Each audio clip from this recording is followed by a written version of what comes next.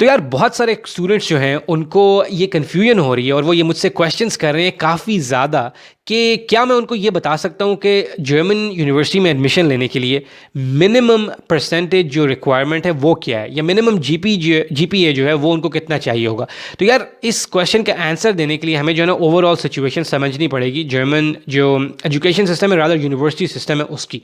सबसे पहले तो ये कि आप लोगों को पता है कि जर्मनी के अंदर तकरीबन 400-450 के करीब जो है ना वो यूनिवर्सिटीज़ हैं, और उन 450 या 400 यूनिवर्सिटीज़ के अंदर 16-17 हज़ार के करीब जो है ना वो डिग्री कोर्सेज ऑफर हो रहे हैं, और बहुत ही मुख्तलिफ नोयत के जो है ना मास्टर्स और बैचलर कोर्सेज जो है ना वो ऑफर होते हैं। यानी मैं उनके पैटर्न की बात कर रहा हूँ, उनके स्टाइल, उनके स्ट्रक्चर की बात करूँ। फॉर एग्जांपल कुछ मास्टर्स प्रोग्राम ऐसे होते हैं, उन्होंने जिन्होंने मास्टर्स में एडमिशन लेना है उनके लिए कुछ मास्टर्स कोर्सेज ऐसे होते हैं जो कि नॉन कंसेक्यूटिव होते हैं, यानी कि जिनका आपके बैचलर प्रोग्राम के साथ जो है ना वो लिंक नहीं होता। उनकी रिक्वायरमेंट्स बिल्कुल फ़र्क होती हैं। जैसे कि नॉन कंसेक्यूटिव प्रोग्राम्स कौन से हो सकते हैं, फॉर एग्जांपल हुम्बोल्ट यूनिवर्सिटी में बर्लिन के अंदर एक कोर्स ऑफर हो रहा है, उसका नाम है माइंड एंड ब्रेन, ठीक है, masters in mind and brain. So अब उसके लिए जो आप लोगों का प्री रिक्विजिट्स रिक्वायर्ड हैं बैचलर्स में, वो या तो आपने लिंग्विस्टिक्स पढ़ी हो, या आपने फ़िलासफ़ी पढ़ी हो, या आपने साइकोलॉजी पढ़ी हो, या इससे रिलेटेड सब्जेक्ट्स आपने पढ़े हो, तो आप वो मास्टर्स कर सकते हैं। जिसका मतलब ये कि ये कंसेक्यूटिव लिंक नहीं है आपका बैचलर और मास्टर की डिग्री में, ठीक है, अनलाइक के जैसे कंसेक्यूटिव मास्टर्स होते हैं। तो नॉन कंसेक्यूटिव मास्टर्स जो हैं उनके लिए बिल्कुल एक फ़र्क रिक्वायरमेंट होगी कि आपका क्या जीपीए हो, आप लोगों को क्या रिक्वायरमेंट चाहिए होंगी। फिर कुछ मास्टर्स प्रोग्राम ऐसे हैं जिनकी नौयत ये होती है कि उन्होंने यूनिवर्सिटीज़ ने फ़िक्स कर दिया होता है कि यार इसमें हमें 2.5 या इसमें हमें 2.3 इतना जीपीए जो है ना वो चाहिए। उसमें तो डेड क्लियर है कि आप अगर आपका 2.5 या 2.3 इतना परसेंटेज, इतना जीपीए नहीं है, तो ऑफ कोर्स आप उस प्रोग्राम में अप्लाई नहीं कर सकते। फिर कुछ प्रोग्राम्स ऐसे होते हैं जो बिल्कुल ही ओपन एंडेड होते हैं, यानी कि उसके अंदर जो है ना वो आपको उन्होंने ये लिखा होता है, जैसे फॉर एग्जांपल कुछ एमबीए ऐसे होते हैं, उन्होंने लिखा होता है कि यार हमें आपकी रेलेवेंट जो हम मास्टर्स कोर्स ऑफर कर रहे हैं उसमें आपकी रेलेवेंट पढ़ाई चाहिए जो आपने बैचलर्स में की है। लेकिन जो एक इम्पॉर्टेंट चीज़ है वो ये कि आप लोगों ने 2 साल का जो है वो इस जो हम मास्टर्स कोर्स पढ़ा रहे हैं उसी डायरेक्शन में आप लोगों ने 2 साल का वर्क एक्सपीरियंस भी हासिल किया हो, तो ये एक इंपॉर्टेंट क्राइटेरिया बन जाता है। इस तरह जो है ना वो मुख्तलिफ नौयत के मास्टर्स और बैचलर कोर्सेज ऑफर होते हैं, और सबकी रिक्वायरमेंट्स जो है ना वो अपने अपने स्टाइल पे और अपनी अपनी नौयत पे डिपेंड करती है। कोई हार्ड एंड फास्ट रूल नहीं है कि इसमें आपके अगर 70% मार्क्स हैं तो आप अप्लाई नहीं कर सकते, अगर आपके 75 से नीचे हैं तो आप किसी यूनिवर्सिटी में अप्लाई नहीं कर सकते, आप सब में अप्लाई कर सकते हैं। वो कैटेगरी ऑफ मास्टर्स में या बैचलर पे डिपेंड करेगा। एक और उसमें मैं आप लोगों को इनसाइडर टिप ही बता दूं, क्योंकि मेरे अपने जो हेड ऑफ डिपार्टमेंट है जिनके पास चेयर थी हमारे डिपार्टमेंट की, वो एडमिशन कमेटी के हेड भी थे, तो वो अक्सर हम लोगों के साथ, स्टूडेंट्स के साथ, सबके साथ शेयर करते थे ये बात कि जो नया बैच आता है वो किस तरह से सिलेक्ट करते हैं उन लोगों को। हम उनसे पूछते भी थे, स्पेसिफिकली मैं उनसे पूछता था, तो वो यही कहते थे कि यार देखो उसमें सिर्फ एक जो है ना वो जीपीए इंपॉर्टेंट फैक्टर नहीं है। हाँ, ये बहुत इंपॉर्टेंट फैक्टर है, लेकिन अगर आपका जीपीए कम भी है तो आप उनको 5-6 चीज़ों के साथ जो है ना वो कॉम्पनसेट कर सकते हैं। और उन्होंने उसमें मेंशन नहीं किया कि यार हमें 2.5 मिनिमम ही चाहिए, यानी कि उन्होंने ओपन एंड रखा हुआ है। तो फॉर एग्जांपल उसमें क्या इंपॉर्टेंट चीज़ें हैं, उसमें सबसे इंपॉर्टेंट चीज़ जीपीए के बाद वो ये है कि आप अपना लेटर ऑफ मोटिवेशन जो है वो आप बहुत ही अच्छा बना सकते हैं। और बहुत ही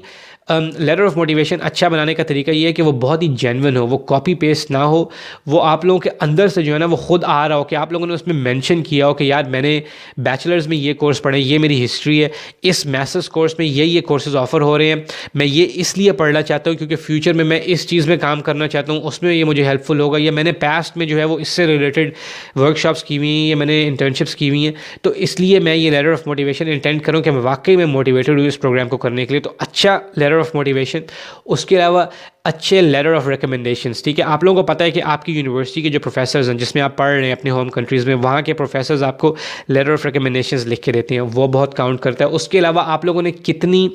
इंटर्नशिप्स की हुई हैं जब आप उस मास्टर्स, स्पेसिफिक मास्टर्स में अप्लाई कर रहे हैं, आप लोगों ने कितनी वर्कशॉप्स की हुई हैं, आप लोगों ने कितने प्रोजेक्ट्स किए हुए हैं, ऑफ कोर्स उससे रिलेटेड जिस मास्टर्स में आप अप्लाई कर रहे हैं उनका आपस में कितना लिंक बनता है, आपने कोई ख़ास कोर्सेज पढ़े हुए हैं, आपने कोई ख़ास सेमिनार्स अटेंड किए हुए हैं जिसका कहीं कहीं से भी लिंक बनता है तो वो आप उसमें मेंशन करें, और वो आपकी एप्लीकेशन जो प्रोफाइल है, जो पैकेट है, उसको डेफिनेटली स्ट्रॉन्ग करेगी। उसके अलावा ये कि सिर्फ एकेडमिक अचीवमेंट्स नहीं, एक्स्ट्रा करिकुलर एक्टिविटीज़ जो हैं आपकी, अदर देन एकेडमिक्स भी, अगर आपके पास कोई अचीवमेंट्स हैं, जैसे आप अपने मुल्क में कोई स्पोर्ट खेलते हैं, या अगर आप डिबेटिंग में हैं, एक्टिंग में हैं, व्हाटएवर, किसी भी चीज़ में आप कुछ भी करते हैं, राइटिंग में है, तो वो सारी चीज़ें भी मिल के जो है ना वो वे करती हैं आपके इंडिविजुअल ओवरऑल आपके प्रोफाइल बनाने में। उसके अलावा ये कि